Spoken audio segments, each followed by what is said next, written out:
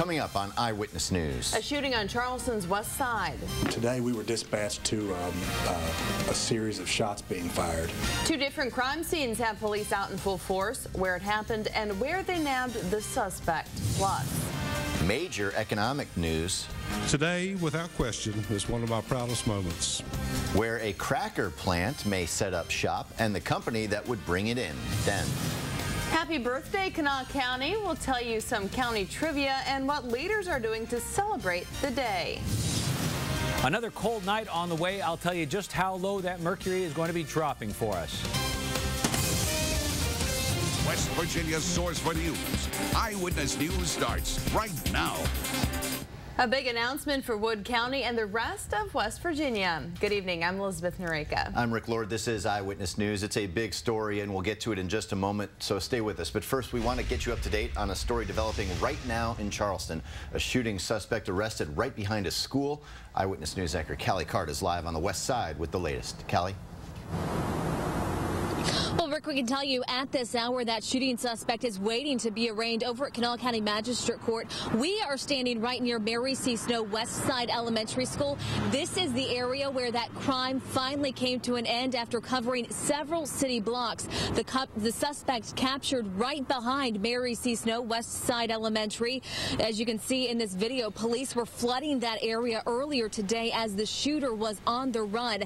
It all started, though, several blocks away from here on Berkeley Street. Police say around 2 o'clock this afternoon, 21-year-old Dana Stevenson approached the victim to try and rob him of his jewelry. That robbery went wrong, and police say Stevenson started firing several shots. The victim was hit once in the thigh and ran into a home on nearby Monongalia Street. Two detectives then spotted the suspect. Those detectives were Foster and Duncan, and they started chasing him. Police say Stevenson tossed a 9mm weapon during that 10-block foot chase. He was finally taken down near the elementary school and taken into custody. Very dangerous situation based on the fact that this guy was armed and has shown a propensity to really be reckless and dangerous with weapons. Stevenson has been charged with malicious wounding and robbery for today's shooting. He has also been charged in a shooting that happened on Saturday on Charleston's west side. Police say in that instance he unloaded about 10 rounds into an occupied car near the Save-A-Lot grocery store. That crime also happening in the middle of the afternoon. Several people were in the area at the time. A church was also hit by one of those bullets, so detectives say they are very happy to get the suspect off the streets. Live in Charleston, Callie Card, Eyewitness News. Kelly, thank you. Now back to our top story. A cracker plant planned for Wood County. A petrochemical giant has chosen the site in the Mid-Ohio Valley to explore as the possible location of an ethane cracker plant. Eyewitness News reporter Kenny Bass joins us live here in the studio with this story. Kenny? Elizabeth, the company is called Odebrecht, which is based in Brazil and has a U.S. headquarters in Coral Gables, Florida. It's proposing a complex named Ascent, which stands for Appalachian Shale Cracker Enterprise. The property would house the cracker plant and 3 polyethylene plants. It's pretty big. A cracker plant breaks down the ethane from natural gas drilling operations into useful pieces for petrochemical and plastics companies. Although job numbers and the company's total investment were talked about today, to put a cracker plant into an area generally takes years and billions of dollars. Governor Earl Ray Tomblin says while this is an important first step, much work remains. There's a lot more work to be done, but at least they're in the process of acquiring land. They're in the process of getting feedstock for the cracker plant. It's going to be a huge investment, and as I've said, it's going to be a game changer for the state of West Virginia. Governor Tomblin says he's been working to get a cracker plant built in West Virginia for nearly 3 years. Although the governor says there's plenty left to do, including getting permits approved for the facility, a purchase option for the anticipated project site in the Washington area of Wood County has already been secured. Exactly what is Odebrecht and what kind of resources does the company have to be able to build a major cracker plant here? Eyewitness News anchor Patrick McMurtry takes a look at this global giant. When people here think about oil companies, we think Exxon or BP. But in South America, they think Odebrecht. Odebrecht is actually a global conglomerate based out of Brazil. It includes the 5th largest petroleum company in the world. They employ about 160,000 people. The company's very diversified. In addition to its oil business, Odebrecht is also a major player in shipping, environmental engineering, infrastructure construction, bioengineering, and real estate. They're also very big in producing thermoplastic resins, which could explain its interest in building a cracker plant in Wood County. According to its corporate website, Odebrecht does business in more than 60 countries and possibly very soon right here in West Virginia. Reporting from the studio, Patrick McMurtry, Eyewitness News. All right, Patrick, thanks. Well, news that a cracker plant may be a reality in Wood County drew an enthusiastic response from union and political leaders. Eyewitness News reporter Bob Aaron says that is tempered with the knowledge that this is only the first key step in the project. The governor's announcement that a Brazilian company is moving forward with plans for a chemical complex that includes a cracker plant drew an enthusiastic but sometimes guarded response from people who want to work there or bring those jobs to West Virginia. The plant would be built in Washington, West Virginia, in Wood County. This will be a game changer for our county. After the recession of 5 or 6 years ago, money kept getting tighter and tighter and tighter until it's getting tougher for us. It's more jobs for the community. It ought to bring more into the Wood County area. I think it's great. The announcement came here on the WVU Parkersburg campus in Wood County. But this kind of a plant would have economic impact throughout West Virginia and the Ohio Valley. This is huge. This could transform our employment sector from a declining industrial base to a growing industrial base, and I can't emphasize how important that is for the state. Well, I just think it's something that we've hoped for, but wasn't sure it was ever going to happen. Governor Earl Ray Tomblin says he feels very confident that the petrochemical complex will be built. In Parkersburg, Bob Aaron, Eyewitness News. Again, company officials, when asked how many jobs will be generated by this possible cracker plant and those 3 polyethylene plants, they will only say, quote, lots. We'll see what happens.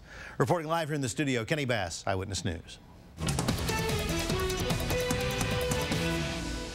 It was a very cold start to the day. Once again, our morning low in Charleston, 22 degrees, but we rebounded quite nicely from that, making it up into the mid-50s for the high temperatures. We picked up a southerly wind, bringing up some warm air. Now, we have clear skies right now as we look out on our Charleston storm cam, 48 degrees at this moment, with winds light from the south-southeast at 3 miles an hour. Here's how the evening is shaping up. 46 by 7 o'clock, 41 by 9, and by the time we're up for the late news, 36 degrees with clear skies. Now, it's not going to be as cold tonight, but it will still be pretty chilly. I'll let you know exactly how cool it's going to be. That's all part of my forecast coming up in just a few more minutes. State police have a person of interest in last night's shooting in Kanawha County. That person's name is not being released, but police believe the shooting stemmed from an earlier altercation that happened in Charleston. The victim, Roy Rowe Jr., told police 3 men forced their way into his home, robbed him, and then shot him in the back of the head. Rowe has very serious injuries, but is expected to survive. If you have any information that might help out as the investigation continues, go ahead and call state police. The family of a murdered Boone County man is asking for mercy for the woman who pulled the trigger. Eyewitness News reporter Leslie Rubin was there as Maura Perry pleaded guilty today. She's live in the studio with more from the victim's family. Leslie? Elizabeth, it's rare you hear the family of the victim asking for support for the suspect, but that's exactly what the family of 72-year-old Jimmy Cooper asked today as the woman accused of gunning him down while he was sleeping admits she's guilty. 22-year-old Maura Perry told Judge William Thompson today that she had thought about killing Cooper on September 16th last year at his Paytona home. Then, while he was asleep, she says she went into the bedroom and shot him because she needed cash. It's then she stole his car and fled. Deputies didn't find his body for several days. Cooper's family said today after the hearing they believe she should spend the rest of her life in prison, but they agreed to a plea of first-degree murder with mercy, meaning she could be eligible for parole in 15 years because Cooper was a merciful man who just wanted to help people. He was a great man, and he loved people. He had mercy when a lot of people wouldn't show mercy. Perry will be sentenced in December. Cooper's family is asking her family to come to that sentencing hearing. Reporting live in the studio, Leslie Rubin, Eyewitness News. Thanks, Leslie. Next tonight, a woman who was driving drunk the wrong way on the interstate and killed a man faced that man's family in the courtroom today. Angela Walker pleaded guilty to DUI causing death. Investigators say Walker had alcohol and cocaine in her system when she crashed on I-77 back in March. 48-year-old Edward Pete Bryant, a Big Chimney, was killed in that crash, and Walker seriously hurt. We spoke with Bryant's family after the plea today. It has been a hard thing for the family to endure. You can't imagine what the family feels and how depressed and anxiety they are because she killed her family member. Walker will remain on home confinement until she is sentenced in January. Social media platforms are a great way to stay connected and allow others into your life. But if that information gets into the wrong hands, your social identity could be compromised. A lot of people have heard of catfishing. There was a show about it on MTV. And then there was, of course, that infamous girlfriend of former Notre Dame star Manti Te'o, who turned out to not exist. She had been made up on Facebook. But there's something else happening on Facebook that could be even more harmful. People not just stealing pictures, but creating accounts, pretending to be that person, even using their picture, their name, and their information, with the goal, oftentimes, to ruin someone's reputation. Lori Schultes lives in Spencer. She says that's what happened to her. It's an extreme invasion of privacy. When I saw it and I saw the picture, you could almost feel the gulp. You know, it's like, oh, really? Why would somebody do this? What are they expecting to get out of it? Tonight, Eyewitness News anchor Callie Cart takes a look at how Lori got the page taken down and how long it took. And we speak with the FBI about when these types of impersonations can actually rise to a criminal level. That's in a special report on Eyewitness News tonight at 10. November 14th is a day people in the Marshall community will never forget. On this day in 1970, 75 people were killed in a plane crash as they were returning home from a football game. Eyewitness News reporter Dara Wilcox is live in Huntington with more on how those plane crash victims were honored this year. Dara? Well, Rick, every year on November 14th, a crowd gathers here outside the Memorial Student Center for a special ceremony to honor those victims. Today, there were more than 3,000 people at the ceremony, and Huntington native and attorney John Proctor was the keynote speaker. He was only 5 years old when he lost his parents in the plane crash. His father was a team doctor. He said it was the Marshall community that took his family in like their own, and he's not alone. Jeffrey Heath came to the Huntington today from Lexington for the ceremony. He also lost his parents in the tragedy. It means a great deal that people up here still remember the situation and the times, and it'll never go away, of course, in my memory or my family's memory, but it's a situation where Huntington, we're thrilled to come to Huntington, we're thrilled to come to Marshall, and we're glad everybody still remembers and supports it. And at the end of the service, the memorial fountain was shut off. It will remain silent until the spring. Now, the Marshall University team is actually playing on the anniversary today at Tulsa. It's the 4th time they've played on November 14th since 1970. It's actually the first time they will play away on this date. Kickoff is at 7:36. That is the actual time of the crash, and they're doing that as a memorial to those Marshall football players. Reporting live in Huntington, Dara Wilcox, Eyewitness News. Thanks so much, Dara. And it's a special day for Kanawha County. Today marks the 225th birthday of the county, which was named after the Kanawha River. Kanawha County was 10 times larger than it is now.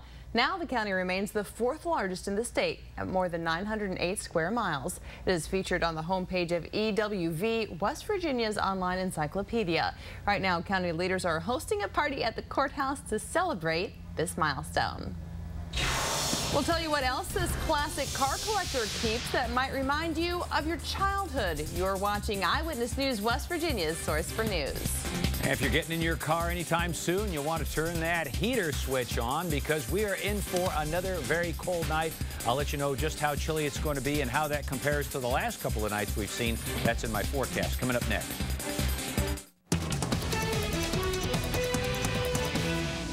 A very cold start to the morning, but a nice recovery by the time we got to the afternoon. The high temperature made it up to 54 degrees in Charleston, but that was after a morning low of 22, even colder than last night. Live Doppler radar shows no precipitation going on because we have no clouds.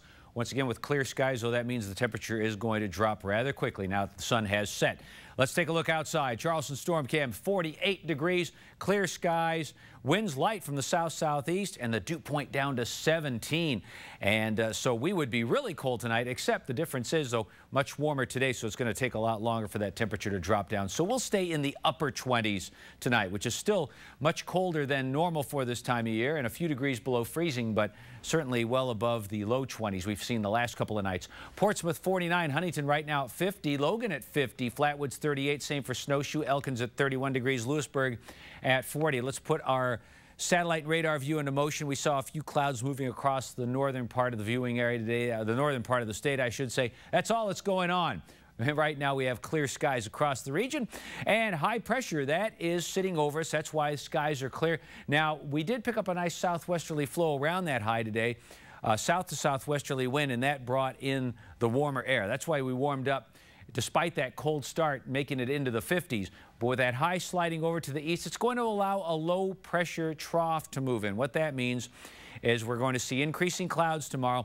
And when you head out to Friday night football, there is a chance we could have a few light scattered showers. Not looking for any measurable amounts, but you might have a quick sprinkle or light shower make its way through during the nighttime hours. Should be gone by early Saturday, so we'll hardly see anything out of that. And the temperature, though, is going to continue to rise because we'll keep that southwesterly flow across the region. Our microcast close-up view shows clear skies tonight. Now tomorrow, here we go. The clouds moving in with that southwesterly flow. A few isolated showers by the late afternoon into the evening. They're out of here by tomorrow morning, or by Saturday morning. A few stragglers possibly still in the region, but for the most part dry and even warmer on Saturday. Then we warm up again on Sunday. We could be in the 70s on Sunday. Tomorrow mostly cloudy. Montgomery, Charleston 61, St. Albans 62, Winfield 60, and again showers possible late in the day or more than likely during the evening. And across the state will be in the 50s for the mountains. Lewisburg 56, Elkins 53, close to 60 for the lowlands. Ripley at 60, Huntington 59, Williamson 58. Southern Ohio in the 50s, MacArthur 55, Gallipolis 57. A lot of cloud cover in eastern Kentucky, and those clouds will be in earlier. So temperature staying in the 50s mostly. Louisa 58, Paintsville 59. Clear tonight, 28, a little bit warmer, but still, that's pretty chilly. And then tomorrow, 61, nice warm up, mostly cloudy skies, winds out of the southwest at 5 miles an hour. 61 tomorrow with a few showers late. Saturday, mostly dry and 65. Rain late Sunday, but 71. Monday, a few morning showers and 59. Then cooler on Tuesday and Wednesday, but we should be dry. And then Thursday, partly cloudy with a high temperature of 53. See you with one final check of your forecast coming up in just a bit. Some pedal power in Putnam County. How this guy who restores cars is keeping his childhood memories alive. That's next. This is Eyewitness News. A professional car restorer in Putnam County also works on some projects of a smaller scale. Photojournalist Brad Rice takes us to Hurricane to check out Kevin Gillespie's pedal car collection in today's Traveling West Virginia.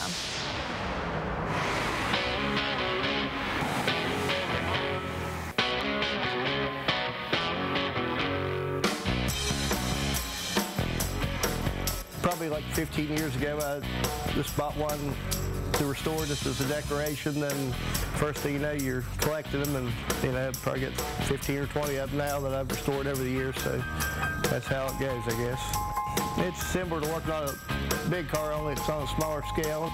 Everybody can relate to them. Everybody either had one as a kid, or their brother had a fire truck, or their neighbor had a tractor.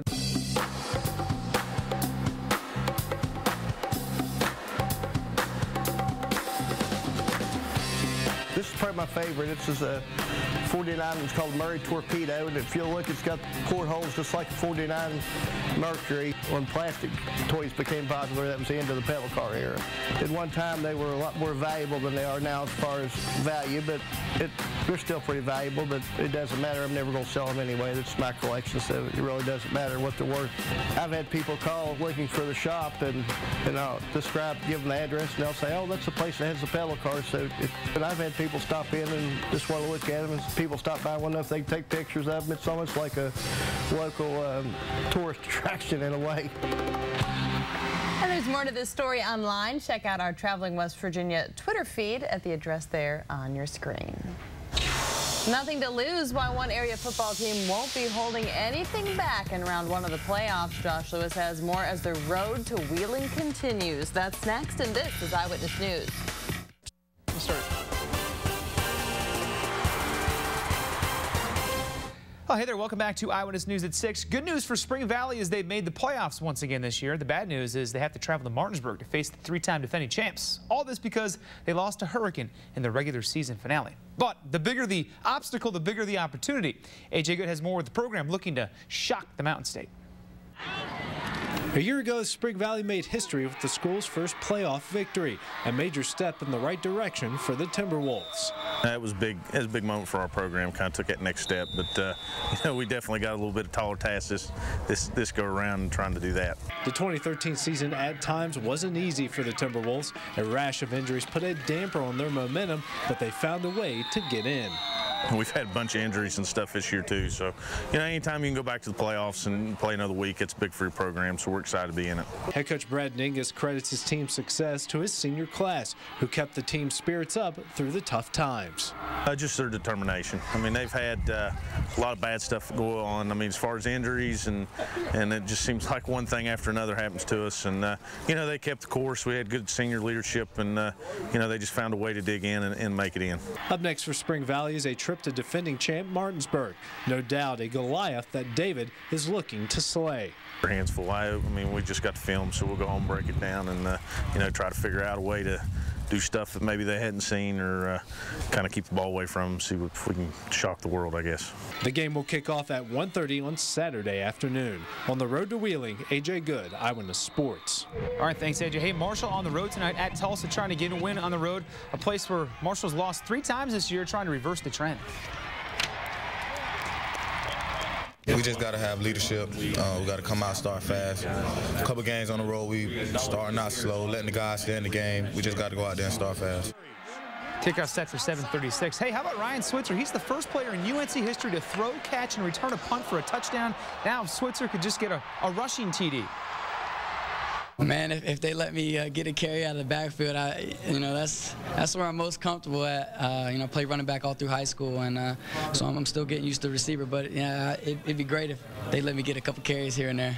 No doubt, a bright future there. UNC at Pitt Saturday afternoon, by the way. That's it for now. More Eyewitness News right after this. Don't go away. We're in for a chilly night tonight, starting out at 46 at 7 o'clock. We'll be at 41 at 9 and 36 by the time you tune into our late news with clear skies. It's going to be down to about 28 tonight. But look at that, a couple days in the 60s, Sunday in the 70s. Wow, thanks a lot, Jim. That's going to do it for us. Thanks for watching and good night. Take care. See ya.